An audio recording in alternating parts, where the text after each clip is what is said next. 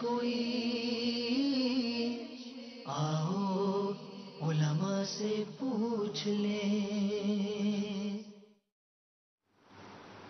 الحمدللہ رب العالمین والصلاة والسلام علی سید المرسلین اما بعد فاعوذ باللہ من الشیطان الرجیم بسم اللہ الرحمن الرحیم. الصلاة والسلام علیک یا رسول اللہ وعلی آلک واصحابک یا حبیب اللہ. الصلاة والسلام علیک یا نبی اللہ وعلی آلک واصحابک یا نور اللہ. میٹھے میٹھے اسلامی بھائیوں اور مدنی چینل کے ناظرین، سلسلہ دارالفتہ اہل سنت میں ایک بار پھر آپ کو مرحبا کہتے ہیں. ابتداءً درود پاک کی فضیلت عرض کی جاتی ہے کہ فرمان مصطفیٰ صلی اللہ تعالیٰ علیہ وسلم ہے، جو دن بھر میں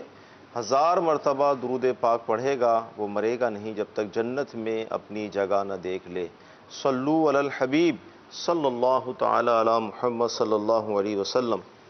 مدنی چینل کے ناظرین، الحمدللہ عز و جل رمضان کی برکتوں، عظمتوں، رحمتوں سے ہم مالا مال ہیں. اشرائے مغفرت جاری اور ساری ہے، مغفرت کے پروانے تقسیم ہو رہے ہیں.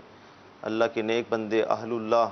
عبادت کر کے، قرآن کی تلاوت کر کے، دیگر نوافل ادا کر کے اس کی رحمت کو لوٹ رہے ہیں. کاش ہمیں بھی یہ توفیق ملے کہ ہم بھی رمضان کے ایک ایک لمحے کی قدر کریں.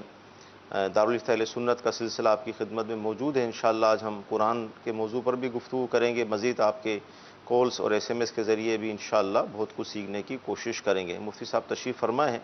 میں مفتی صاحب سے پہلا سوال یہ عرض کروں گا، حضور ایک وقت تھا ہم رمضان شریف کے مہینے میں دیکھتے تھے مساجد کے اندر فجر کی نماز کے بعد، عصر کی دیگر نمازوں کے بعد ایک رش نظر آتا تھا ہمیں قرآن کی تلاوت کرنے والوں کا. اب بتدریج اس میں بھی کافی کمی آ گئی ہے، اور اگر دیکھا جائے تو جیسے آج کل فجر کی نماز اول وقت میں ہی ہوتی ہے سحری کے فوراً بعد،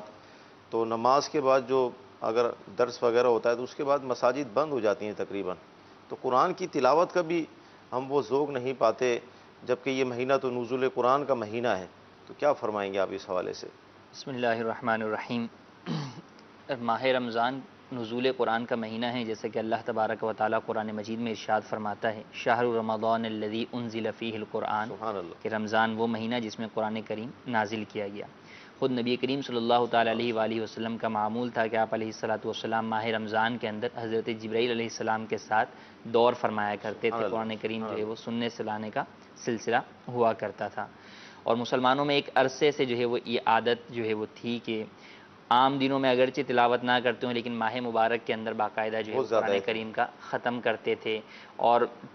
کئی بزرگوں کو اب بھی دیکھا ہے کہ ان کا ایک معمول ہوا کرتا تھا کہ بھئی ایک قرآن تو کم از کم لازمی ختم کرنا ہی ہے. بعض 2 3 3 بھی جو ہے وہ ختم کیا کرتے تھے. اور یہ تو ہم ابھی ماضی قریب کی جو ہے وہ بات کر رہے ہیں، لیکن جو اس سے پہلے کی بات کریں بزرگان دین علیہم الرحمہ کی، تو حضرت امام اعظم 61 قرآن کریم جو ہے وہ ختم کیا کرتے تھے. روزانہ جو ہے وہ ایک قرآن جو ہے وہ آپ پڑھا کرتے تھے اور ایک قرآن تراویح کے اندر ختم کیا کرتے تھے. تو یہ معمول تھا کہ لوگ قرآن کریم سے محبت اور شوق کو رکھتے ہوئے اس کی تلاوت کرتے تھے. اور کیوں نہ ہو کہ اللہ تبارک و تعالیٰ کا کلام ہے. ہر شخص کو، ہر مسلمان کو اپنے خالق و مالک عز و جل سے محبت ہے.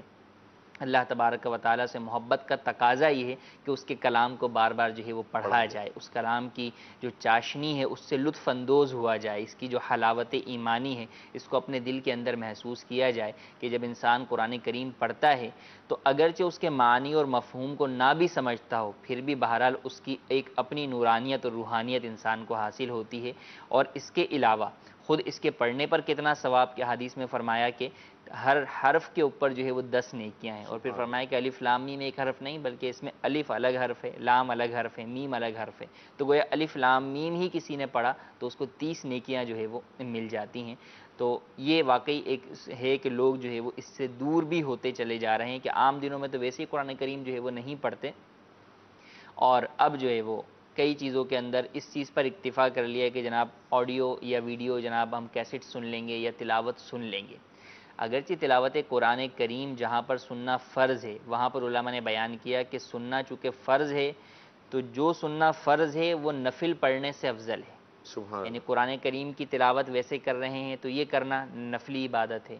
اور جہاں پر کوئی شخص سننے کی غرض سے حاضر ہوا ہے تو اب اس پر وہ سننا فرض ہے. تو فرض نفل کے مقابلے میں زیادہ جو افضل ہوتا ہے، تو اس اعتبار سے اگرچہ افضل ہے، لیکن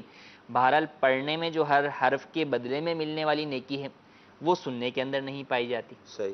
کہ وہ جبھی پائی جائے گی جب آپ خود پڑھیں گے۔ اسی طرح جہاں جہاں پر بھی کسی صورت یا آیت سے متعلق فضیلت بیان کی گئی کہ بھئی یہ پڑھا تو یہ ملے گا، یہ جیسے سورہ ملک سے متعلق بیان کی جاتی ہے کہ بھئی سورہ ملک جو ہے وہ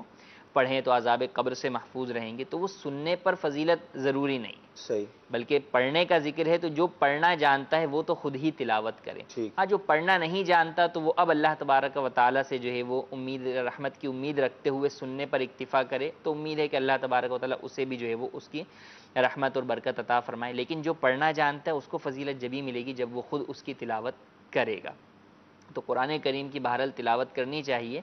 فقط جو ہے وہ سننے پر اکتفا نہ کیا جائے۔ ہاں جہاں پر آپ سن کر لطف اندوز ہو سکتے ہیں کہ عام طور پر لوگ جو ہے وہ گانے یا دیگر اس طرح کی چیزیں سن رہے ہوتے ہیں، تو وہاں پر اگر آپ جو ہے وہ لازمی سی بات ہے گناہوں سے بچنا ہے تو وہاں پر نعت یا قرآن کریم کی تلاوت جو ہے وہ لگائی جائے، اور جب قرآن کریم کی تلاوت لگائی جائے تو بہرحال ایسی اسی وقت لگائی جائے کہ جب کہ آپ اس کو توجہ کے ساتھ سن رہے ہوں۔ یہ نہ ہو کہ ایک طرف تلاوت قرآن کریم ہو رہی ہو اور آپ اپنے کام کاج کے اندر مشغول ہوں، تو یہ مناسب نہیں ہے۔ تو قرآن کریم کی تلاوت جب لگائیں تو اسے توجہ کے ساتھ سنیں بھی، اس چیز کی طرف اپنی توجہ برقرار رکھیں۔ اچھا، اب بعض جگہوں پر یہ بھی ہے کہ پہلے قرآن کریم کی اگر کوئی تصویر یا کوئی ویڈیو نظر آتی تھی تو اس میں تھا کہ قرآن کریم بندہ ہاتھ میں پکڑا ہوا ہوتا تھا۔ کل ہی ایک چھوٹا سا کلپ میری نظر سے گزرا تو اس میں یہ تھا کہ قرآن کریم جو ہے وہ موبائل کے اندر جو ہے وہ کھلا ہوا جو ہے وہ نظر آ رہا تھا۔ اگرچہ تلاوت قرآن کریم موبائل سے بھی آپ کر سکتے ہیں اور پڑھنے کا ثواب ملے گا، لیکن بہرحال ایک جو قرآن کو چھونا بھی عبادت ہے۔ قرآن کریم علماء نے فرمایا زبانی پڑھنے سے افضل ہے دیکھ کر پڑھنا، کہ دیکھ کر پڑھنے میں دیکھنا بھی عبادت، چھونا بھی عبادت، یہ تمام چیزیں پائی جا رہی ہیں، اور پڑھنا بھی عبادت، جبکہ زبانی دیکھ کر پڑھنے میں چھونا اور دیکھنے سے جو ہے وہ آپ اس عبادت سے یا اس فضیلت سے محروم ہو رہے ہیں۔ تو لہٰذا ہمیں چاہیے کہ قرآن کریم جہاں جہاں ممکن ہو اور جس قدر ممکن ہو قرآن کریم کو ہی لے کر تلاوت کریں، تاکہ اس کے مس سے، اس کو چھونے سے جو عبادت اور جو ہمیں اس کی برکتیں نصیب ہونی ہیں وہ بھی حاصل کریں۔ ہاں جہاں یہ ممکن نہ ہو، راستے میں ہیں، گاڑی میں ہیں، کہ ہر جگہ قرآن کریم ساتھ رکھنا جو ہے وہ ممکن نہیں ہوتا، وہاں پر اس جدید ٹیکنالوجی سے بھی فائدہ اٹھایا جائے اور اپنے فارغ وقت کو یا اپنے دیگر اوقات کو زیادہ سے زیادہ تلاوت قرآن کریم کے اندر مشغول رکھا جائے۔ اچھا، اب یہ ایک تو ہے کہ عام لوگوں کا جو ہے وہ پڑھنا، فی زمانہ ایک صورتحال یہ بھی ہے یا ایک طبقہ وہ بھی ہے کہ جو حفاظ ہیں، یہ ماشاءاللہ پورا قرآن کریم حفظ کیا ہوا ہے، لیکن ان میں بھی نظر آتا ہے کہ یا تو وہ خود تراویح پڑھاتے نہیں ہیں اور اپنی تراویح کے اندر بھی جو ہے وہ رجحان جو ہے وہ پڑھنے میں بھی کم ہے۔ حالانکہ حافظ کو تو قرآن کریم زیادہ ختم کرنا چاہیے، کیونکہ اس کی سپیڈ اور پڑھنے کا جو ہے وہ انداز اس کا ایک ناظرہ خاں سے جو ہے وہ بہرحال زیادہ ہوتا ہے۔ تو اگر ناظرہ خاں ایک قرآن ختم کرتا ہے تو یہ 3 قرآن آرام سے جو ہے وہ ختم کر سکتا ہے روزانہ، بھی باقی رہے گا، اور اس کا حفظ بھی باقی رہے گا۔ حفظ نہ صرف باقی بلکہ حفظ کو تو باقی رکھنا بھی ضروری ہے نا، کہ حدیث میں فرمایا کہ سب سے بڑا گناہ جو میری امت پر پیش کیا گیا وہ یہی کہ کسی کو اگر کوئی قرآن کی آیت دی گئی تو اس نے اسے بھلا دیا، اور کتنی سخت وعید ارشاد فرمائی گئی کہ قیامت کے دن ایسا شخص کوڑی ہو کر جو ہے وہ اٹھے گا۔ تو والدین پر بھی لازم ہے کہ اپنی اولاد کو جہاں شوق سے حفظ کروایا ہے وہاں اس کو یاد کرنے کے لیے بھی ان کی تربیت کرتے رہیں، انہیں سمجھاتے رہیں، انہیں بتاتے رہیں، انہیں موٹیویٹ کرتے رہیں، تاکہ آپ کی تربیت کا ایک حصہ اب بھی بہرحال باقی ہے کہ ان کو قرآن کریم یاد رکھنے کا بھی ذہن دینا ہے۔ اور جنہوں نے حفظ کر لیا ہے، حفظ کی جو ہے وہ نعمت انہیں حاصل ہو گئی ہے، تو اسے اپنے اوپر بوجھ نہ سمجھے، رب کا کلام آپ کو یاد ہو گیا۔ آج ہم چھوٹی چھوٹی اگر بچے نعتیں جو ہے وہ پڑھ کے سنا رہے ہوتے ہیں، دعائیں سنا رہے ہوتے ہیں، کتنا خوش ہو رہے ہوتے ہیں، یار دیکھیں اتنا چھوٹا سا بچہ اسے جو ہے وہ نعت آتی، تلاوت آتی، ارے آپ کو اللہ کا پورا کلام آتا ہے، کتنی بڑی بات ہے کہ آپ کو اللہ تبارک و تعالیٰ کا کلام پاک یاد ہے۔ بعض کو جناب کسی کو جو ہے وہ اقبال کے اشعار یاد ہیں، کسی کو فلاں شاعر کے اشعار یاد ہیں، تو اس کو فخر بندہ محسوس کرتا ہے کہ یار مجھے پورا وہ جو ہے نا اس کا کلیات جو ہے وہ یاد ہیں اشعار کی، جب جہاں سے پڑھنے کا بولا یا میں جو ہے وہ پڑھ دیتا ہوں۔ دوسری جگہ بھی اس کی تعریف بیان کی جاتی ہے کہ یار یہ بڑا اس چیز کا حافظ ہے۔ تو آپ اندازہ کیجئے کہ عام دنیاوی کلام کی رب کے کلام کے سامنے حیثیت ہی کیا؟ تو آپ کو تو رب کا کلام یاد ہے، آپ جہاں سے چاہیں پڑھ سکتے ہیں، جب چاہیں پڑھ سکتے ہیں۔ دوسرے کلام کے پڑھنے کے اندر آپ کو وہ سرور اور وہ ثواب کا حصول نہیں، یہاں تو آپ کو لفظ بلفظ بلکہ حرف حرف کے اوپر جو ہے وہ ثواب کا ڈھیروں خزانہ جو ہے وہ مل رہا ہے۔ تو حفاظ کو تو اور زیادہ چاہیے کہ ماہ رمضان کے اندر کثرت سے جو ہے وہ دور کریں، جو حافظ تراویح سنا سکتے ہیں وہ تراویح سنائیں، جو وہ نہیں سنا سکتے سماعت کریں، ورنہ بہرحال قرآن کریم جو اللہ تبارک و تعالیٰ نے یہ نعمت، حفظ کی نعمت ہمیں عطا کی ہے، اس کو بہرحال محفوظ کرنے کی مکمل طور پر کوشش کریں، اور اس کا بہترین ذریعہ تو یہی ہے کہ آپ روزانہ ہی کچھ نہ کچھ تلاوت کریں، ورنہ کم از کم ماہ رمضان کے اندر تو لازمی طور پر جو ہے وہ 2-3 مرتبہ اس کا ختم کر لیا جائے، تاکہ آپ کا حفظ جو ہے وہ باقی رہے، مضبوط رہے اور غلطیوں سے محفوظ رہے۔ مدنی چل کے ناظرین، خود ہمارے آقا مدنی مصطفیٰ صلی اللہ علیہ وسلم نے ارشاد فرمایا کہ تم میں سب سے افضل وہ ہے کہ جو خود قرآن پڑھتا ہے یا دوسروں کو پڑھاتا ہے۔ تو لہذا میں عرض کروں گا کہ ہر ایک یہ نیت کرے کہ کم از کم قرآن مجید ایک مرتبہ تو ہم ختم کریں، تاکہ اس کی برکتیں ہمیں حاصل ہوں۔ ایک ایک حرف پر 10 نیکیاں عطا کی جاتی ہیں، اور ایک کاش دیگر مصروفیات، اب اگر ہم دیکھتے ہیں رمضان شریف کے مہینے میں تو ہوٹلنگ اتنی ہو گئی ہے کہ ہر ہوٹل پر گویا کہ پیر رکھنے کی جگہ نہیں ہے، اسی طرح تفریح کے مقامات اور دیگر، اور لوگ یہ سمجھتے ہیں کہ رمضان کا مہینہ کھانے پینے کا مہینہ ہے، تو مطلب ٹھیک ٹھاک اس ایسے مقامات پر رش لگائے اور وقت کا ضیاع ہو رہا ہے، برکتوں والی شبیں جو ہے ہماری اس طرح فضول میں ضائع ہو رہی ہیں، اسی طرح ٹورنامنٹ رکھے جاتے ہیں۔ تو یہ مہینہ قرآن کی تلاوت کا مہینہ ہے، تو کوشش کر کے اس مہینے کو غفلت میں نہ گزارا جائے، بلکہ قرآن مجید کی تلاوت کی جائے۔ اچھا حضور، قرآن پڑھنا نہیں آتا، اب ہم یہ دیکھتے ہیں کہ بعض ایسے بھی ہوتے ہیں کہ ان کو قرآن پڑھنا نہیں آتا لیکن قرآن پڑھنے کا شوق ہے ان کو، اب وہ کیا کرتے ہیں کہ بسم اللہ کا گویا کہ وہ قرآن ختم کرتے ہیں، کیا فرمائیں گے اس حوالے سے؟ دیکھیں، اولاً تو قرآن کریم پڑھنا نہیں آتا، قرآن کریم پڑھنا سیکھنا چاہیے، چاہے آپ عمر کی کسی بھی سٹیج پر پہنچ چکے ہوں، قرآن کریم بالکل سیکھیں۔ اور دعوت اسلامی کے ماحول کے اندر جب آپ چھوٹے ہیں تو مدرسۃ المدینہ آپ کے لیے موجود ہے، جب آپ بڑے ہو گئے تو مدرسۃ المدینہ بالغان موجود ہے، خواتین کے لیے مدرسۃ المدینہ بالغات موجود ہے۔ تو اولاً تو قرآن کریم سیکھنے کی کوشش کریں۔ ٹھیک ہے، آخر ہم جو ہے وہ مسلمان ہیں تو ہمیں اللہ تبارک و تعالیٰ کا کلام تو آنا چاہیے، ہمیں بہت ساری اور دیگر چیزیں آتی ہیں، لیکن ہمیں اللہ تبارک و تعالیٰ کا کلام پڑھنا نہیں آتا، تو یہ واقعی ہمارے لیے افسوس کا مقام ہے، کیونکہ کم از کم ایک آیت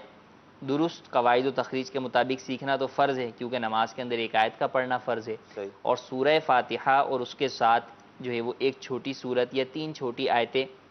یہ سیکھنا واجب ہے، کیونکہ ہر نماز کے اندر اتنا پڑھنا واجب ہے، تو جو پڑھنا واجب ہے تو اس کا سیکھنا بھی واجب ہے، عین ہے کہ یہ زبانی طور پہ یاد کرنا ضروری ہے۔ اور اس کے علاوہ بقیہ قرآن کریم بھی جو ہے وہ کم از کم اگر حفظ نہیں تو ناظرہ تو پڑھنا آنا چاہیے۔ تو بہرحال اولاً سیکھنے کی کوشش کریں، لیکن جنہیں نہیں آتا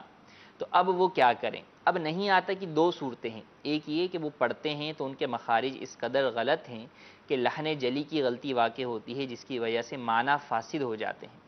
تو اب وہ قرآن کریم نہ پڑھیں، کیونکہ ان کے پڑھنے کے اندر جو ہے وہ معنی فاسد ہوں گے تو وہ گناہگار ہوں گے۔ ہاں، اگر کچھ صورتیں وہ ہیں کہ جن کو وہ درست قواعد و تخریج کے مطابق، قواعد و مخارج کے مطابق پڑھ سکتے ہیں تو ان کی تلاوت کرتے رہیں، جیسے سورہ اخلاص ہے، ہر مسلمان کو ہی جو ہے وہ آتی ہے، اگر قواعد کا تھوڑا سا اس کے اندر مسئلہ ہے تو کوشش کریے کم از کم اس کے قواعد و مخارج کو درست کر لیا جائے اور اس کو پڑھیں کہ 3 مرتبہ جو ہے وہ پڑھنے سے پورے قرآن پاک پڑھنے کا ثواب ملے گا۔ تو اب ایسا شخص بجائے اس کے کہ غلط پڑھے، جتنا درست آتا ہے اسی کو بار بار پڑھتا رہے۔ اگر اس نے ایک پارہ قرآن کریم کا پڑھنا تھا ناظرہ اور 1 گھنٹے میں پڑھنا تھا، تو ٹھیک ہے 1 گھنٹہ بیٹھ کر سورہ اخلاص کی ہی تلاوت جو ہے وہ کرتا رہے، تو صحیح، انشاءاللہ اسے جو ہے وہ ثواب جو ہے وہ قرآن کریم پڑھنے کا جو ہے وہ ملتا رہے گا۔ تو اس چیز کی طرف جو ہے وہ جائیں، تو بسم اللہ الرحمن الرحیم کا قرآن کریم نہ پڑھا جائے، بسم اللہ شریف ویسے برکت کے لیے پڑھ لی جائے، تسبیح پر پڑھ لی جائے، لیکن قرآن کریم بسم اللہ شریف کا پڑھنا یہ جو ہے وہ نہ کیا جائے۔ اس کے بجائے آپ 2-4 صورتیں جو ہے وہ سیکھ لیں۔ ماہ رمضان کے اندر امام صاحب بھی عمومی طور پر جو ہے وہ وقت دے رہے ہوتے ہیں، تو ان کے پاس بھی سیکھنے کا موجود ہوتا ہے، تو آپ بہرحال مدرسۃ المدینہ بالغان یا بالغات کے اندر خواتین جائیں، اور جتنا ممکن ہو، مکمل نہیں آ سکتا 10 صورتیں سیکھ سکتے ہیں، 5 صورتیں، 6 صورتیں، جتنی صورتیں یاد ہیں انہی کو لے لیں اور انہی کو بار بار پڑھتے رہیں، اور اپنا یہی ذہن بنائیں کہ میں نے 1 گھنٹہ تلاوت قرآن کریم کرنا تھا، اگر میرے کو قرآن پڑھنا آتا تو میں اب 1 گھنٹہ انہی صورتوں کو بار بار پڑھتا رہوں گا، تو انشاءاللہ ثواب بھی ملے گا اور اس کی برکت سے بقیہ قرآن پاک پڑھنے پر جو ہے وہ طاقت اور توفیق بھی مل جائے گی۔ مدنی چینل کے ناظرین، انشاءاللہ عز و جل مزید ہم اس موضوع پر گفتگو کریں گے، آئیے آپ کی کالز کو ہم شامل سلسلہ کرتے ہیں۔ اچھا، میرا سوال یہ ہے کہ میں نے اپنی والدہ کے لیے نا حج کے پیسے رکھے ہوئے تھے، پچھلے سال بھی میں نے جمع کرائے تھے تو نام نہیں آیا تھا، اس سال بھی جمع کرائے تھے نام نہیں آیا، تو پچھلے سال بھی تقریباً 3 سے 4 مہینے بینک والوں نے رکھے ہوئے تھے اپنے پاس پیسے اور اس کے بعد دیے تھے، اور اس سال بھی تقریباً 5 مہینے انہوں نے اپنے پاس رکھے اور اب میرے پاس پیسے آئے، تو اب مجھے یہ کنفرم کرنا تھا کہ اس پہ زکوٰۃ مجھے دینی ہوگی یا نہیں۔ کیا فرماتے ہیں حضور؟ پیسے جمع کر کے لگتے ہیں لوگ، تو زکوٰۃ کا کیا حکم ہوگا؟ زکوٰۃ تو اس کے اوپر لازم ہوگی، جی اگرچہ بینک کے پاس رکھے ہوئے ہیں، جب سال پورا ہوا اس پیسے کو ہوا، یا یہ شخص صاحب نصاب ہے اپنے دوسرے مال کی وجہ سے، تو جب سال اس کے نصاب کا پورا ہو رہا ہے تو اس کے اوپر زکوٰۃ لازم ہوگی۔ اب اگر نصاب کا سال جس وقت پورا ہوا اس وقت یہ پیسے اس کے پاس نہیں تھے، بلکہ اس وقت یہ پیسے بینک کے پاس تھے، تو اس کو اتنی رعایت حاصل ہے کہ اس پر اس وقت دینا زکوٰۃ ان پیسوں کی لازم نہیں تھی، جب وہ پیسے ملیں گے تو پھر زکوٰۃ دینی ہوگی، صحیح۔ لیکن بہرحال زکوٰۃ ان پیسوں کے اوپر بھی لازم ہوگی۔ جی زکوٰۃ لازم ہوگی، اس کا جواب مفتی صاحب نے ارشاد فرمایا۔ اگلی کال لیں گے۔ میں نے کچھ رقم کاروبار میں لگائی ہے کسی کے ساتھ شیئرنگ میں. اچھا وہ رقم سال ہو گیا ہے، جب سال ہوا تو وہ رقم کاروبار میں لگی ہوئی ہے. اچھا اس کاروبار کا ابھی تک نہ مجھے کچھ نفع ملا نہ نقصان ملا، اور طے اس نے ہی کیا تھا کہ آپ کو جب بھی رقم چاہیے ہوگی تو آپ لے لیجیے گا ضرورت ہو، ورنہ پھر اس میں نفع نقصان دونوں آپ کو ملتا رہے گا. تو پھر اس رقم پہ کیا مجھے زکوٰۃ دینی ہوگی جو ابھی کاروبار میں لگی ہوئی ہے؟ جی مفتی صاحب کیا ارشاد جی فرمایا؟ کاروبار میں لگی ہوئی مال تجارت ہو یا رقم انویسٹ کی ہوئی ہے تو بالکل اس کے اوپر زکوٰۃ لازم ہوگی، اور سال بہ سال اس کے اوپر زکوٰۃ دینا آپ پر لازم ہوگا. اگر تو اس کے اندر نفع ہوا ہے تو اس نفع پر بھی زکوٰۃ لازم ہوگی، نفع نہیں ہوا تو ایسی صورت کے اندر ابھی جو اس کی مالیت ہے اس کے اوپر زکوٰۃ لازم ہوگی. اگر خدا نہ خواستہ لاس ہو گیا تو لاس کو ہٹا کے پیچھے ان کے پاس جتنا ان کا شیئر بچا ہے اس بقیہ کے اوپر زکوٰۃ لازم ہوگی. جی اگلی کال لیں گے۔ مثلاً کہ روزہ ہے، روزے کے ساتھ ہم جو ہے نا ٹوتھ واش کر سکتے ہیں فاسٹ ٹائم؟ روزے کی حالت میں ٹوتھ پیسٹ کرنا منع ہے، اس سے بچنا چاہیے، کیونکہ ٹوتھ پیسٹ میں پیسٹ کے جو باریک اجزاء ہوتے ہیں ان کا حلق میں جانے کا قوی اندیشہ موجود ہے. تو روزے کی حالت کے اندر ٹوتھ پیسٹ نہ کیا جائے، یوں ہی منجن بھی نہ کیا جائے، ہاں مسواک جو ہے وہ کی جائے. مزید چل کے ناظرین آپ کے ایس ایم ایس بھی ہمیں موصول ہو رہے ہیں. ایس ایم ایس یہ ہے کہ یہ ہے ہماری بنت فخر اتاری، پوچھنا ہی چاہ رہی ہیں کہ میں سحری کر کر سو جاتی ہوں اور جب اٹھتی ہوں تو خون جو ہے تھوک کے ساتھ مجھے نکلتا ہے، لیکن اس کا ذائقہ حلق میں محسوس نہیں ہوتا، تو اس صورت میں روزے پہ اثر پڑے گا؟ اگر خون کا ذائقہ جو ہے وہ حلق میں محسوس نہیں ہوا تو ایسی صورت کے اندر روزہ نہیں ٹوٹے گا. ٹھیک. لیکن اس کو غور کر لیا جائے، کیونکہ جن کو اس طرح کی کوئی بیماری ہوتی ہے تو اب وہ خون تھوک کے ساتھ جو ہے وہ اندر جو ہے وہ آتا جاتا رہتا ہے، تو بہرحال اگر جو ہے وہ حلق میں ذائقہ جو ہے وہ محسوس ہوگا تو روزہ ٹوٹ جائے گا. مدنی چل کے ناظرین آپ کو یہ مدنی مشورہ عرض کریں گے کہ بالخصوص عام دنوں میں بھی، لیکن رمضان کے مہینے میں ہمیں اپنے منہ اور دانتوں کی صفائی پر خاص خیال رکھنا چاہیے، کیونکہ کھانے کی روٹین ہماری بڑھ جاتی ہے، اور بعض اوقات ایسا ہوتا ہے کہ ہم سحری میں بالکل آخری وقت کے اندر سحری کرتے ہیں اور پھر اس کے فوراً بعد فجر کی نماز کا سلسلہ ہوتا ہے. مسواک ہمارے پاس عموماً نہیں ہوتی اور یوں دانتوں کی صفائی کے حوالے سے معاملہ رہ جاتا ہے. تو کوشش فرمائیں کہ ہر چیز اہتمام کے ساتھ ہو، سحری میں بھی اہتمام ہو، اور اسی طرح دیگر معاملات کے اندر، تو انشاءاللہ عز و جل جب دانتوں کی صفائی ہوگی، خلال والی سنت پر ہم عمل کریں گے تو انشاءاللہ عز و جل اس سے ہمارے مسوڑوں میں خون نہیں آئے گا، دانتوں سے خون نہیں نکلے گا. تو یوں انشاءاللہ عز و جل جو یہ روزے کی حالت میں خون نکلنے کی صورت میں روزہ ٹوٹ بھی جاتا ہے، اور اس کی صورت یہی ہے کہ حلق کے اندر اس کا ذائقہ محسوس ہو، وہ حلق سے اتر جائے، تو انشاءاللہ عز و جل اس طرح کے جو معاملات ہیں اس سے بھی ہماری بچت ہوگی. اس میں یہ بھی ہے کہ دیکھیں جن بعض افراد کو اس طرح کی بیماری ہے، اولاً تو علاج کروائیں، ٹھیک ہے. اور جب تک علاج نہیں ہوتا ہے، بیماری ہے پتہ ہے، تو اب پتہ ہے کہ سوں گی تو جو ہے وہ روزے میں چلا جائے گا، تو پھر انہیں بہرحال سونے سے احتیاط جو ہے وہ کرنی ہوگی کہ وہ اپنے روزے کو بہرحال باقی رکھنا ہے، روزہ جو ہے وہ فاسد نہ ہونے دیا جائے. اچھا قرآن پر گفتگو چل رہی تھی، یہ ارشاد فرمائیں کہ ہم یہ دیکھتے ہیں کہ لوگ مساجد کے اندر قرآن رکھواتے ہیں، جی اور بعض مساجد والے لکھ کر بھی لگا دیتے ہیں کہ اب ہمیں قرآن کی حاجت نہیں ہے، تو کیا فرمائیں گے اس حوالے سے؟ لوگ جو ہے وہ خاص طور پر ماہ رمضان کے اندر قرآن کریم ہدیہ کرنے کا مساجد کے اندر جو ہے وہ ذہن رکھتے ہیں. کئی لوگ جو ہے وہ خرید کر قرآن کریم جو ہے وہ مساجد میں رکھتے ہیں. کاش کہ وہ قرآن کریم رکھنے کے ساتھ ساتھ اس کے پڑھنے والوں کو بھی لانا شروع کر دیں. اسی طرح آپ دیکھیں گے مساجد میں مصلے جو ہے وہ دیے جاتے ہیں، نئے نئے مصلے، نئی نئی صفیں ہوتی ہیں، لیکن یہ چیزیں تو آ جاتی ہیں لیکن ان پر پڑھنے والے نمازی جو ہے وہ بہرحال نظر نہیں آتے عام دنوں کے اندر. تو اولاً تو اس کی ہمیں کوشش کرنی چاہیے کہ جو دینے والا ہے کیا فقط وہ دینے پر ہی اکتفا کر رہا ہے یا خود بھی تلاوت جو ہے وہ آ کر مسجد کے اندر کرتا بھی ہے۔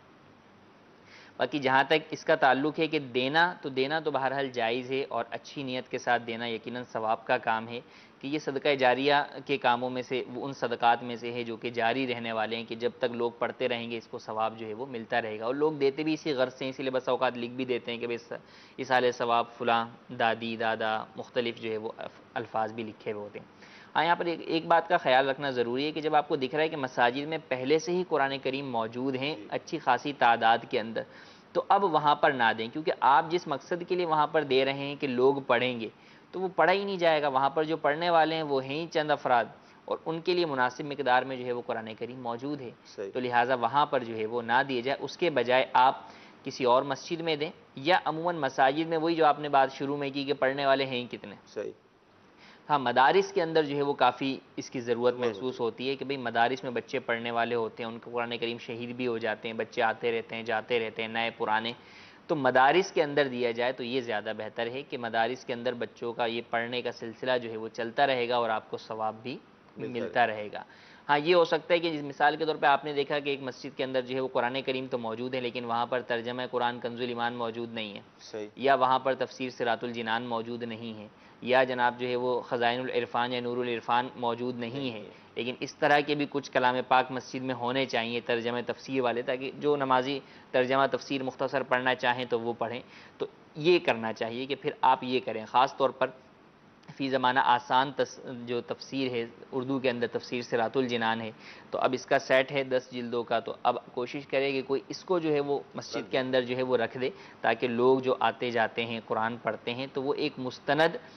جو ہے وہ تفسیر اور آسان سمجھ میں آنے والی تفسیر پڑھ کر استفادہ جو ہے وہ کر سکیں، سیکھ سکیں، سکھا سکیں۔ خاص طور پہ ماہ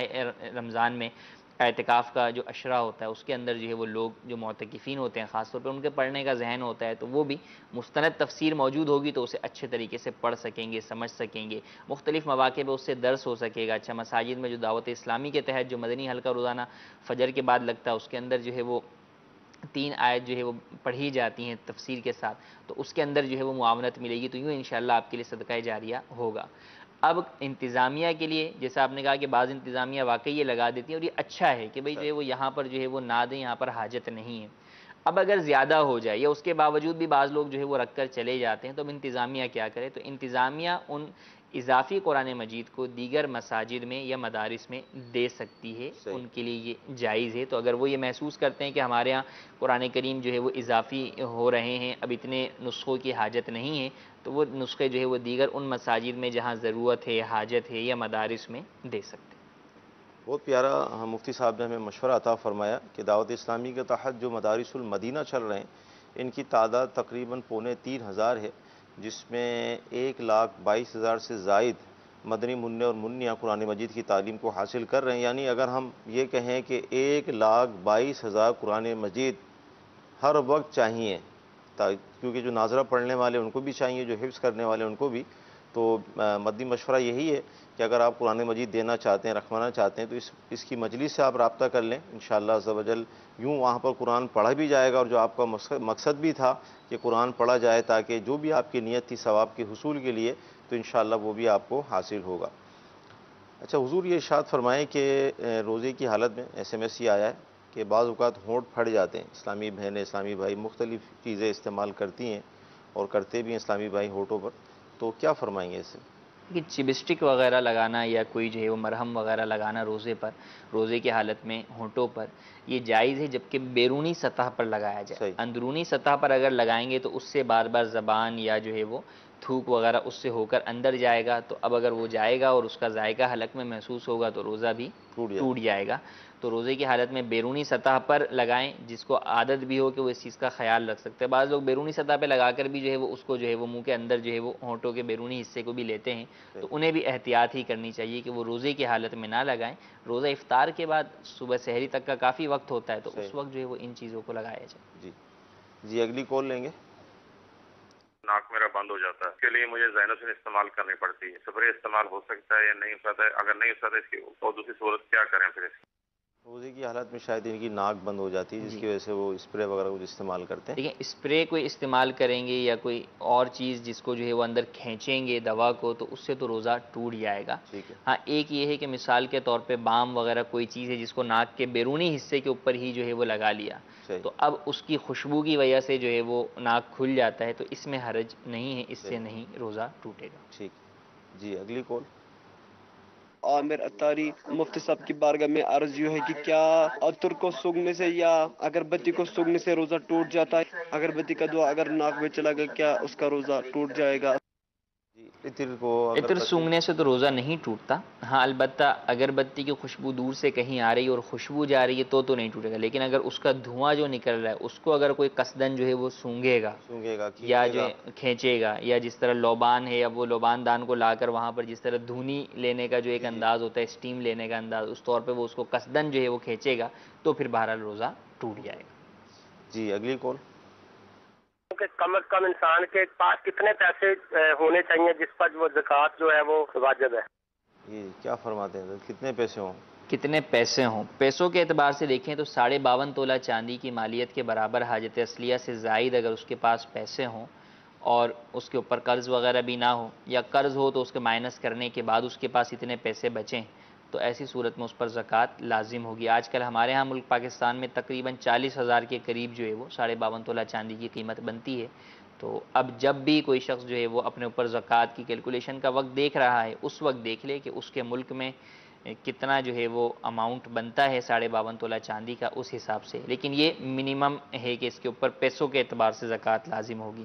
جبکہ سونے کے اعتبار سے بات کریں تو سونے کا اپنا ایک علیحدہ نصاب ہے کہ اگر کسی شخص کے پاس سونا ہے تو وہ 7.5 تولہ سونا ہوگا تو زکوٰۃ ہوگی، اس سے کم ہوگا تو زکوٰۃ نہیں ہوگی، جبکہ اس کے پاس کوئی اور مال نہ ہو۔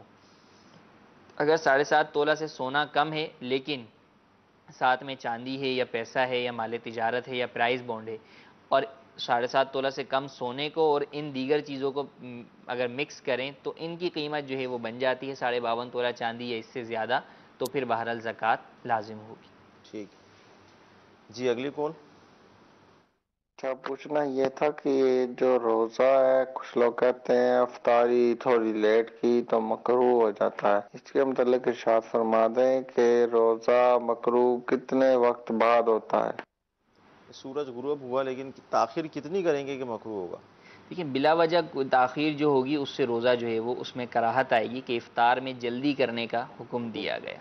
تو سحری میں تاخیر کا اور افطار میں جلدی کرنے کا، لیکن تاخیر میں یہ کہ اتنی تاخیر نہ ہو کہ وقت ہی ختم ہو جائے، صحیح، اور جلدی میں یہ بھی نہیں کہ غروب آفتاب سے پہلے ہی جو ہے وہ ہو جائے، تو جب افطار یقین کامل ہو جائے تو پھر جو ہے وہ افطار بندہ فوراً کر لے، جلد از جلد جو ہے وہ افطار کرے۔ ٹھیک۔ جی اگلی کال۔ جی اسد اقبال عرض کر رہا ہوں قطر سے، میں نے یہ پوچھنا ہے کہ قرآن پاک کی تلاوت کرنا افضل ہے یا سننا؟ جی حضور، یہ اس اگر پر ہم نے تھوڑا جیسا کہ بیان کیا کہ فرض ہو جہاں پر سننا فرض ہے، جی اب وہاں پر سننا جو ہے وہ افضل ہے تلاوت کرنے سے، اور جہاں پر سننا فرض نہیں ہے تو وہاں پر جو ہے وہ پھر تلاوت جو ہے وہ بندہ خود کرے گا، کیونکہ جہاں پر سننا فرض نہیں ہے تو اس کے اوپر سننا بھی فرض نہیں ہے اور تلاوت کرنے کی اپنی فضیلت ہے۔ بہرحال جس کو تلاوت کرنا آتی ہو، تلاوت کرنا جانتا ہے، پڑھنا جانتا ہے درست قواعد اور مخارج کے ساتھ، تو وہ تلاوت خود بھی کرے اور سنے بھی، دونوں چیزوں کے اوپر ہی عمل کرے۔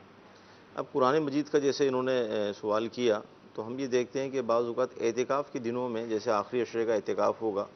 تو مسجدیں پھر آباد ہو جائیں گی،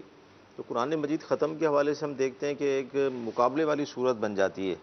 کہ بھائی آپ کتنے ختم کریں گے، تو کوئی 10 کی بات کرتا ہے، تو یوں ختم قرآن ہمیں کب کرنا چاہیے اور مطلب کن باتوں کا اس میں خیال رکھا جائے؟ دیکھیں نیکی کے اندر تو مقابلہ بہت اچھی بات ہے، ٹھیک۔ جبکہ جو ہے وہ ریاکاری یا دیگر اس طرح کے امور پر مشتمل نہ ہو، تو نیکی میں بالکل جو ہے وہ کوشش کرنی چاہیے کہ جو ہے وہ ہم ایک دوسرے سے سبقت کریں، آگے جو ہے وہ بڑھیں۔ اب ختم کب کرنا چاہیے؟ تو علماء نے فرمایا کہ گرمیوں میں جو ہے وہ دن میں جو ہے وہ صبح صبح ختم کیا جائے قرآن کریم کا، جب ختم ہو، یعنی تلاوت آپ کر رہے ہیں، اب مثلا وہ 29 پارے ہو گئے آپ، صحیح، اب آپ سوچ رہے ہیں یہ ایک پارہ کب پڑھوں میں کہ میں پھر یہ ختم کا وہ کر لوں، تو فرمایا کہ گرمیوں میں جو ہے وہ صبح ختم کرے، اچھا، اور سردیوں میں رات میں ختم کرے، اول شب کے اندر، رات میں بھی کہا کہ اول شب میں، اور جو صبح میں بھی ہے وہ ہماری والی صبح نہیں 11-12 بجے والی، یعنی فجر کے فوراً بعد جو ہے وہ بندہ جو ہے وہ ختم کر لے۔ کیوں؟ کیونکہ حدیث پاک میں فرمایا گیا کہ جب بندہ قرآن کریم کی جو ہے وہ ختم کرتا ہے تو فرشتے اس کے لیے استغفار کرتے ہیں۔ اللہ صبح جو ہے وہ اگر ختم کرے گا تو فرشتے جو ہے وہ رات تک استغفار کرتے رہیں گے، اور رات میں کرے گا تو صبح تک کریں گے۔ تو چونکہ گرمیوں میں دن زیادہ لمبا ہوتا ہے تو صبح ختم کرنے میں فرشتوں کی زیادہ استغفار اس سے مل سکے گی، اور سردیوں میں رات طویل ہوتی ہے تو رات میں اگر جلدی ختم کر لے گا تو پوری رات جو ہے فرشتوں کا استغفار اس کو ملتا رہے گا، پہنچتا رہے گا۔ تو اس بات کا ختم میں جو ہے وہ اس بات کا خیال رکھنا چاہیے۔ لیکن بہرحال اس مقابلے کی فضا میں بھی اس بات کا خیال رکھنا ضروری ہے کہ تجوید کی رعایت کے مطابق ہی آپ قرآن کریم پڑھیں۔ یہ نہ ہو کہ جلد بازی کے اندر جو ہے وہ ہم تجوید و مخارج کو چھوڑ کر پڑھیں، کہ ایسا پڑھنا جو ہے وہ مفید نہ ہوگا۔ تو تجوید کے مطابق جو ہے وہ قرآن کریم پڑھیں۔ ٹھیک۔ اچھا، قرآن مجید کے اندر ہم یہ دیکھتے ہیں کہ ہر سورت کی ابتدا میں بسم اللہ شریف ہوا کرتی ہے۔ سورہ توبہ کے حوالے سے کیا فرمائیں گے؟ سورہ توبہ کے متعلق جو لوگوں کا پہلے ایک ہے کہ لوگ اس سے پہلے بسم اللہ شریف نہیں پڑھتے، بلکہ بعض جو ہے وہ اس کے ابتدا میں فقط اعوذ باللہ جو ہے وہ پڑھتے ہیں۔ تو یہاں پہ دو چیزیں ہیں، اگر تو قرآن کریم کی تلاوت کی ابتدا ہی سورہ توبہ سے کی جا رہی ہے، صحیح، کہ میں آج صبح قرآن کریم لے کر بیٹھا اور میں نے سورہ توبہ سے شروع کرنا ہے، تو اب میں اعوذ باللہ بھی پڑھوں گا اور بسم اللہ بھی پڑھوں گا، کہ تلاوت کی ابتدا کے آداب میں سے یہ ہے۔ اور اگر میں اس سے پہلے والی سورت پڑھ رہا تھا، سورہ انفال جو ہے وہ پڑھتے ہوئے آیا میں اور وہ ختم ہو گئی، اور اب میں نے جو ہے وہ سورہ توبہ پڑھنی ہے، تو اب بسم اللہ شریف نہ پڑھی جائے، بلکہ اب جو ہے وہ ڈائریکٹ جو ہے وہ سورہ توبہ کی تلاوت شروع کر دی جائے۔ لیکن اگر کسی نے پڑھ بھی لی تو بھی گناہگار جو ہے وہ اسے نہیں قرار دیا جائے گا۔ بہتر یہ ہے کہ اس کے اندر بسم اللہ شریف جب پیچھے والی سورت کے ساتھ ملا کر آپ پڑھ رہے ہیں تو اب بسم اللہ شریف نہ پڑھیں، بلکہ آگے سے تلاوت شروع کر دیں۔ مدنی چینل کے ناظرین، قرآن کے احکام بھی ہم سیکھ رہے ہیں، دیگر مسائل بھی الحمدللہ ہمارے علم میں آ رہے ہیں۔ آئیے مزید آپ کی کورس لیتے ہیں۔ سوال یہ ہے سر جی کہ جو مسجد کے احاطے کے اندر لوگ مانگتے ہیں اللہ کے نام پہ، جس طرح خیرات مانگتے ہیں، ان سے دینا جائز ہے یا ناجائز ہے؟ جی، مسجد کے اطراف میں بھی اس طرح کا سلسلہ ہوتا ہے، شاید یہی پوچھ رہے ہیں۔ مانگنے والے جو ہوتے ہیں مسجد میں زیادہ آ جاتے ہیں، رش لگ جاتے ہیں۔ جی، اب اس میں یہ ہے کہ مسجد کے اندر تو دینا منع، اور مسجد کے اندر جو ہے وہ مانگنا بھی جو ہے وہ جائز نہیں ہے اپنی ذات کے لیے۔ ہاں، مسجد کے باہر جو لوگ بیٹھے ہوئے ہوتے ہیں رمضان کے اندر خاص طور پر جو ہے وہ رش ہوتا ہے بعض بڑی مساجد میں، تو سب سے پہلے تو یہ کہ آپ کو اس بات کا خیال رکھنا ضروری ہے کہ پیشہ ور کو نہ دیں، کہ جو لوگ در حقیقت مستحق نہیں ہیں بلکہ انہوں نے اپنا پیشہ بنایا ہوا ہے، بھیک مانگنے کو اپنا پیشہ بنایا ہوا ہے، تو ان کا بھیک مانگنا بھی ناجائز اور ان کو دینا بھی جائز نہیں، کہ ان کی گویا کہ گناہ پر آپ مدد کر رہے ہیں۔ آپ دیں گے نہیں تو وہ خود ہی اس پیشے کو چھوڑ دیں گے، تو لہٰذا ایسوں کو تو نہ دیا جائے۔ اور جو واقعی جو ہے وہ پیشہ ور نہیں ہے، مستحق ہے، نظر آتا ہے، غالب گمان کے ذریعے سے معلوم ہو سکتا ہے، کوئی گھر پہ تو اس کے جا کے تلاشی کر نہیں سکتا، تو غالب گمان ہے کہ واقعی یہ مستحق نظر آ رہا ہے تو اسے جو ہے وہ دیا جا سکتا ہے مسجد کے باہر، اس کو دینے میں حرج نہیں۔ صحیح۔ اچھا، ایس ایم ایس یہ آیا ہے کہ روزہ رکھا، یعنی حیدرآباد زمزم نگر سے، اور پھر یہ مکے کی طرف روانہ ہو گئے، شاید عمرے کے لیے جا رہے ہوں گے،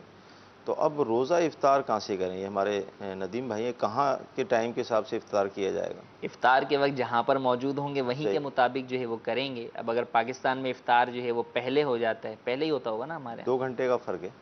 وہ بعد میں ہے نا، بعد میں یہ بعد میں۔ ہاں، تو اب ہمارے ہاں جو ہے وہ پہلے افطار ہوتا ہے، تو یہ تھوڑی کہ سحری یہاں آگے کی ہے تو افطار بھی یہاں آگے کریں گے، ایسا نہیں۔ جس جگہ پر اس وقت موجود ہوں گے وہیں کے مطابق افطار کریں گے، تو یہ وہیں جہاں پہنچے ہوئے ہوں گے، مکۃ المکرمہ کی فضاؤں میں پہنچ چکے ہوں گے، تو وہاں کے مطابق افطار کریں۔ ٹھیک ہے جی، اگلی کال لیں گے۔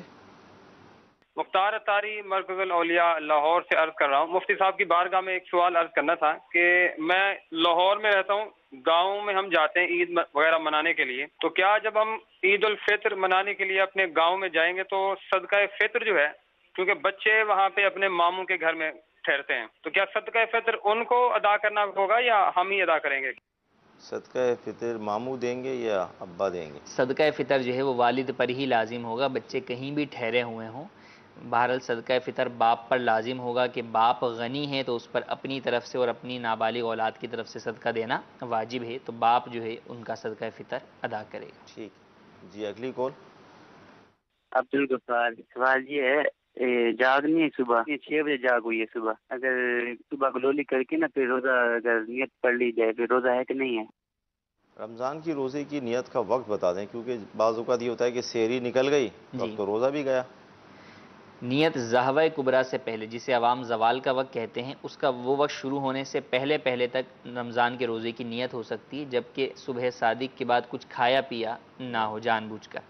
تو لہٰذا اگر تو اٹھ کر کسی نے کھا پی لیا کہ جناب ایک گلاس پی کر پھر بولے کہ اب میں روزے کی نیت کرتا ہوں، اب روزے کی نیت نہیں ہو سکتی۔ تو بہرحال یہی لازم ہے کہ کچھ نہ ہی کھائے پئیں اور روزے کی نیت کر لیں زہوہ کبریٰ سے پہلے۔ اگر کسی نے ایسی غلطی کر لی کہ بھئی کھا پی لیا تو اب روزہ تو اس دن کا نہیں ہوا، اب جب یہ پتہ چلتا ہے کہ روزہ نہیں ہوا تو کہتے ہیں جب روزہ ہی نہیں ہوا تو چلیں اور کھا پی لیتے ہیں۔ صحیح، ایسا نہیں ہے، بلکہ بہرحال رمضان کا احترام اپنی جگہ پر باقی ہے۔ اگر کسی کا یوں روزہ نہ ہوا، جب بھی اس پر لازم ہے کہ بقیہ دن روزے دار کی طرح ہی بغیر کھائے پیے گزارے گا۔ اگر بقیہ دن مزید کھائے پیے گا تو پھر یہ جو اس کے اوپر گزارنا واجب ہے روزے دار کی طرح، اس کے ترک کرنے کی وجہ سے یہ دوبارہ گناہگار ہوگا۔ تو لہٰذا اس بات کا خیال رکھنا ضروری ہے کہ کسی کا روزہ ٹوٹ جاتا ہے کسی وجہ سے، یا جو ہے وہ سحری میں آنکھ نہیں کھلی اٹھ کر پھر جو ہے وہ کچھ کھا پی لیا، تو جب مسئلہ معلوم ہوا کہ روزہ نہیں ہوا تو اب اس کا یہ مطلب نہیں کہ اب پورے دن کھانا پینا شروع کر دیں، بلکہ بقیہ دن بہرحال اس پر روزے دار کی طرح ہی گزارنا واجب ہے اور بعد میں اس روزے کی قضا بھی لازم ہے۔ دیکھیے سحری کا ذرا تھوڑا سا بتا دیں کہ سحری ضروری روزے کے لیے؟ سحری جو ہے وہ نفل روزے کے لیے بھی ضروری نہیں ہے، فرض کے لیے بھی ضروری نہیں، بغیر سحری کے بھی روزہ رکھا جا سکتا ہے۔ البتہ سحری کرنا سنت ہے، تو اس سنت کو چھوڑنا نہیں چاہیے، سنت پہ جو ہے وہ ادائیگی سنت کی نیت سے جو ہے وہ بالکل اس کے اوپر عمل بھی کیا جائے۔ روزہ ایک عبادت ہے تو اس پر قوت حاصل کرنے کے لیے بھی جو ہے وہ سحری جو ہے وہ کی جائے، لیکن اگر سحری نہ ہوئی تو بھی بہرحال روزہ رکھا جا سکتا ہے۔ جی اگلی کال لیں گے۔ 4 تولے سونا ہے میرے پاس، زکوٰۃ کتنی بنے گی؟ 4 تولہ غالباً فرمایا۔ اگر فقط 4 تولے ہی ہے، اس کے علاوہ چاندی اور دیگر چیزیں اور مال نامی نہیں ہیں، تو زکوٰۃ لازم نہیں ہوگی جب تک کہ 7.5 تولہ سونا نہ ہو۔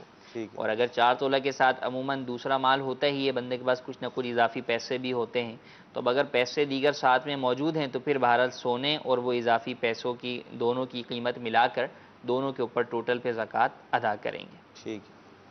جی اگلی کال۔ اگر روزے کی حالت میں وضو کر رہے ہیں تو اگر غلطی سے پانی ناک سے دماغ میں چلا جائے تو کیا روزہ ٹوٹ جائے گا؟ کیا فرماتے ہیں؟ غلطی سے انہوں نے فرمایا کلی میں جو ہے وہ چلا گیا یا جو ہے وہ ناک میں پانی چڑھاتے ہوئے چلا گیا، تو اگر غلطی سے گیا ہے اور روزے دار ہونا یاد ہے، غلطی 2 طرح کی ہوگی، ایک یہ کہ بندہ بھول گیا کہ میں روزے دار ہی نہیں ہوں، صحیح، یہ بھولا ہوا ہے، وہ سمجھ رہا ہے کہ میرا روزہ ہی نہیں ہے، یوں جو ہے وہ اس کو جو ہے وہ اس نے جو ہے وہ کر لیا، تو اب اگر روزے دار ہونا یاد نہیں ہے اور ایسا کام ہوا تو روزہ نہیں ٹوٹے گا۔ لیکن اگر روزے دار ہونا یاد ہے لیکن وہ غلطی سے چلا گیا کہ لے جانا چاہتا نہیں تھا، کسی وجہ سے چلا گیا، اسی وقت کھانسی آ گئی، ٹھسکا لگ گیا کہ اوپر چلا گیا، تو بہرحال روزہ ٹوٹ جائے گا اور اس روزے کی قضا لازم ہوگی اور بقیہ دن بہرحال روزے دار کی طرح ہی گزارنا لازم ہوگا۔ تو میرے وہ اسلامی بھائی اور اسلامی بہنیں جو اللہ تعالیٰ کی رحمت سے روزہ رکھتے ہیں تو وہ بالخصوص روزے کی حالت میں نماز کے لیے جب وضو کریں تو تھوڑا توجہ سے وضو کریں، کیونکہ وہ روٹین ہوتی ہے، اور جب مہینہ تبدیل ہوتا ہے، مثال کے طور پورے سال ہم طاہر نماز پڑھتے ہیں اور اس کے اندر بعض اوقات لوگ دوران کلی جب پانی کچھ پی بھی لیتے ہیں، تو ظاہر یہی عادت جب چل رہی ہوتی ہے تو جیسے رمضان کا مہینہ آتا ہے تو اس کے اندر بھی اس طرح کا معاملہ ہو جاتا ہے۔ اس لیے فقہ کی کتابوں میں یہ مسائل لکھے ہوئے ہیں، تو لہٰذا جب بھی آپ وضو کریں روزے کی حالت میں تھوڑا توجہ سے کریں، احتیاط سے کریں تاکہ روزہ آپ کا ضائع نہ ہو۔ لیکن ظاہر حکم بھی ہمیں پتہ چلا کہ اگر اس طرح کا معاملہ ہو گیا کہ پانی حلق سے اتر گیا یا دماغ میں چڑھ گیا تو اس روزے کی آپ کو قضا کرنی ہوگی اور بقیہ دن روزے کی طرح ہی گزارنا ہوگا۔ جی اگلی کال۔ کسی کے پاس جگہ لیا ہوا ہے کاروباری کے حوالے سے تو 10 لاکھ روپیہ کا، تو یہ سب جو زکوٰۃ نکالے گا، زکوٰۃ نکالنے کا پاس اس کے پاس کیش روپیہ نہیں ہے تو وہ زکوٰۃ کس صورت میں نکالے گا؟ اچھا پیسے نہیں ہوتے تو پھر زکوٰۃ کیسے نکالیں حضور؟ دیکھیں فقط پیسہ ہی تو مال نہیں ہے نا، سونا بھی مال ہے، چاندی بھی مال ہے، مال تجارت بھی مال ہے، پرائز بانڈ بھی مال ہے،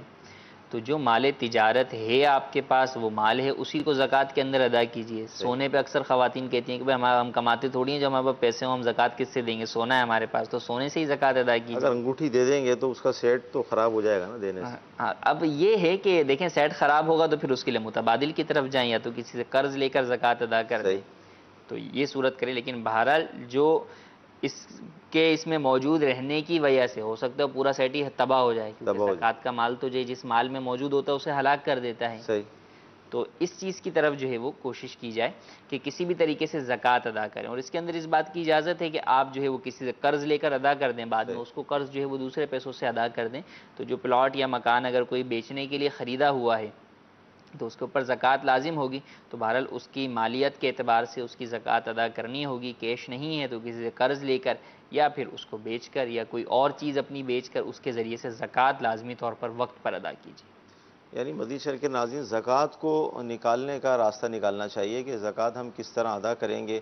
جس طرح مفتی صاحب نے ارشاد فرمایا کہ قرض لے کر بھی آپ کو زکوٰۃ دینی ہوگی، یعنی اس طرح کے ہیلے بہانے نہ بنائے جائیں کہ اب تو مال ہی نہیں ہے، پیسے ہی نہیں ہے تو زکوٰۃ کس طرح دی جائے گی۔ تو یہ بھی ہم نے سن لیا کہ جس مال کے اندر زکوٰۃ موجود ہوتی ہے، یعنی اس کی زکوٰۃ اگر نہیں دی گئی تو یہی زکوٰۃ پھر اس مال کو ہلاک کرنے کا سبب بنے گی۔ تو لہذا اپنے مال کی حفاظت بھی کیجیے، اپنے مال کو پاک بھی کیجیے اور زکوٰۃ کو وقت پر ادا کیجیے۔ جی اگلی کال۔ سلسلہ دارالفتاح سنت، مرحبا،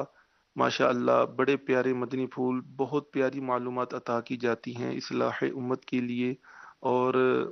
مفتی صاحب یہ عرض کرنی تھی، مدنی پھول عطا فرمائیے کہ اگر ہم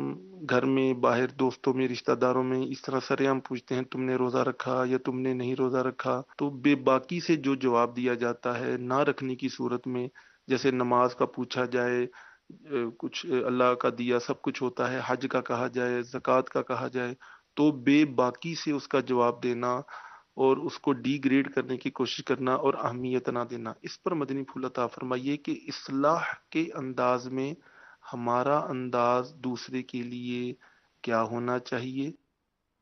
بہت شکریہ، آپ نے ہماری حوصلہ افزائی فرمائی، اللہ تعالیٰ آپ کو بھی برکت عطا فرمائے۔ یہاں دو سوال بنیں گے، ایک تو انہوں نے جو فرمایا، دوسرا یہ کہ میرا یہ سوال کرنا، حضرت آپ کا روزہ ہے، آپ نے نماز پڑھی، کیا آپ نے حج ادا کر لیا،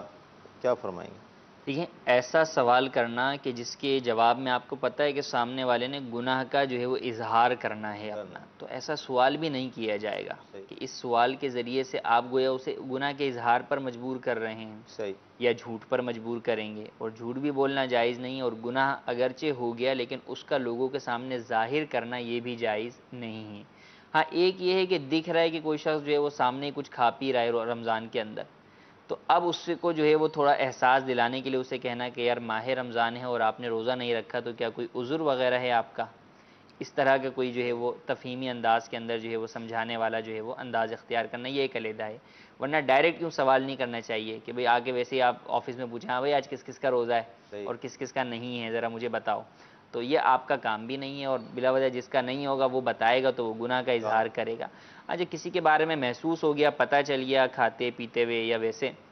اب اس پر انفرادی کوشش کی جائے اور اس میں اس کا بے باکی سے کہنا ہے کہ بھئی روزہ نہیں ہے میرا، نہیں ہے تو کیا ہوا، یہ بہرحال جو ہے وہ بڑی جرت کی بات ہے کہ ایک تو نافرمانی کر رہا ہے رب تعالیٰ کی، اور دوسرا جو ہے وہ اس کے اوپر دلیری جو ہے وہ دکھا رہا ہے۔ تو انسان سے گناہ تو ہو جاتا ہے، انسان بشر ہے، خطا اس سے ہو جاتی ہے، لیکن اس خطا کے اوپر مجاہر نہیں ہونا چاہیے، بے باک نہیں ہونا چاہیے، اللہ تبارک و تعالیٰ کی بارگاہ میں ڈرتے رہنا چاہیے اور اس کا خوف رکھنا چاہیے، اور اپنے گناہ کے اوپر ندامت اور شرمندگی ہونی چاہیے۔ یہ ندامت اور شرمندگی انسان کو گناہوں سے بچا لیتی ہے، ورنہ بے باک جب بندہ ہو جاتا ہے تو پھر اس کو نصیحت بھی جو ہے وہ اثر انداز نہیں ہوتی۔ تو لہٰذا بے باکی والوں کو بے باکی سے بھی بچنا چاہیے اور سمجھانے والوں کو احسن انداز کے اندر سمجھانا چاہیے۔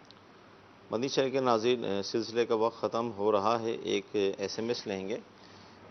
مفتی صاحب یہ ارشاد فرمائیں کہ صدقہ فطر کیا چیز ہے، اور تھوڑی اس کی وضاحت بھی فرما دیں، اور ہمارے پاس 1 تولہ سونا ہے تو زکوٰۃ کی کیا صورت بنے گی؟ صدقہ فطر جو ہے وہ ہر عاقل بالغ کے اوپر جو ہے وہ لازم ہوتا ہے، بالغ پر لازم ہے، اور بالغ شخص کے اوپر جو غنی ہے، صاحب نصاب ہے، اس پر لازم ہے، اور اس پر اپنی نابالغ اولاد کا بھی لازم ہے۔ تو صدقہ فطر کے بارے میں یہ فرمایا گیا کہ یہ ادا کرو کہ اس کے ذریعے سے تمہارے روزے جو ہے وہ روزوں کے اندر جو کمی کوتاہی ہو گئی ہے ان کو جو ہے وہ دھو ڈالنے والا ہے۔ تو جو صاحب نصاب افراد ہیں ان کے اوپر صدقہ فطر لازم ہے، اگرچہ بعض جگہوں پہ یہ میں نے دیکھا ہے کہ وہ کہتے ہیں کہ صدقہ فطر سب پہ لازم ہے، یعنی غریب بھی ہے وہ بھی بہرحال صدقہ فطر ادا کرنے کا ذہن رکھتا ہے کہ نہیں یار صدقہ فطر دینا ہے میں، تو ایک اچھا ہے، اگرچہ اس کے اوپر واجب نہیں ہے کہ دیتا ہے تو اچھا ہے، اللہ کی راہ کے اندر جو ہے وہ دے تو انشاءاللہ قبول ہوگا، لیکن بہرحال لازم جو ہے وہ صاحب نصاب پر ہے۔ لیکن یہاں پہ وہ صاحب نصاب مراد نہیں جو زکوٰۃ والا ہے، زکوٰۃ تو فقط مال نامی پر آتی ہے، چاندی، سونا، مال تجارت، پرائز بونڈ، پیسہ پر، جبکہ صدقہ فطر میں اگر یہ مال نامی نہیں ہے، گھر کا اضافی سامان ہی ہے، یا جیسے ہم کئی مسئلوں میں جواب دے رہے ہوتے ہیں کہ پلاٹ آپ نے بیچنے کے لیے خریدا ہے تو زکوٰۃ ہے ورنہ نہیں ہے، تو زکوٰۃ تو نہیں ہے، لیکن اگر وہ پلاٹ ایکسٹرا ہے آپ کا، اس پہ آپ کی رہائش نہیں ہے، اضافی ہے، تو اس کی وجہ سے صدقہ فطر لازم ہوگا اور قربانی بھی لازم ہوگی۔ تو اس اعتبار سے دیکھا جائے گا کہ صدقہ فطر میں جو نصاب دیکھا جاتا ہے وہ اگرچہ 52.5 تولہ چاندی دیکھا جاتا ہے، لیکن اس نصاب کے مال کا نامی ہونا ضروری نہیں، بلکہ وہ مال غیر نامی بھی ہوگا، حاجت اصلیہ سے زائد ہوگا تو صدقہ فطر لازم ہوگا۔ اور 1 تولہ پہ زکوٰۃ کا پوچھا انہوں نے، تو 1 تولہ کے اوپر اگر فقط 1 تولہ ہی ہے تو زکوٰۃ اس پر لازم نہیں ہے، ہاں اگر اس کے ساتھ ساتھ جو ہے وہ اور کوئی دوسرا مال بھی ہے اور وہ دونوں مل کر نصاب کی مقدار کو پہنچتے ہیں تو زکوٰۃ لازم ہے۔ مدنی چینل کے ناظرین، سلسلے کا وقت ختم ہوا اور اللہ تعالیٰ کی رحمت سے ہم نے بہت سارے مسائل قرآن کے حوالے سے بھی سیکھے، سنے، اسی طرح دیگر آپ کی کالز، SMS بھی ہم نے شامل ہے سلسلے کیے۔ اچھا، ساتھ ہی یہ کہ صدقہ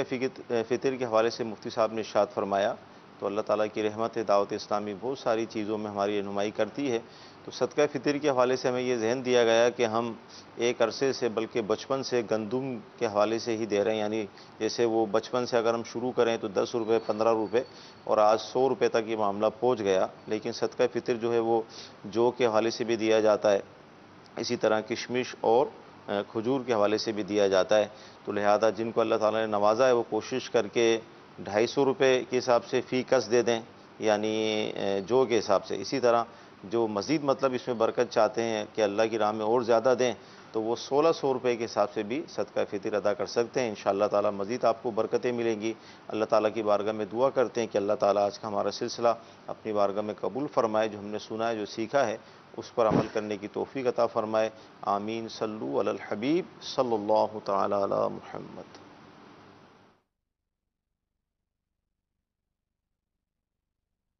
زندگی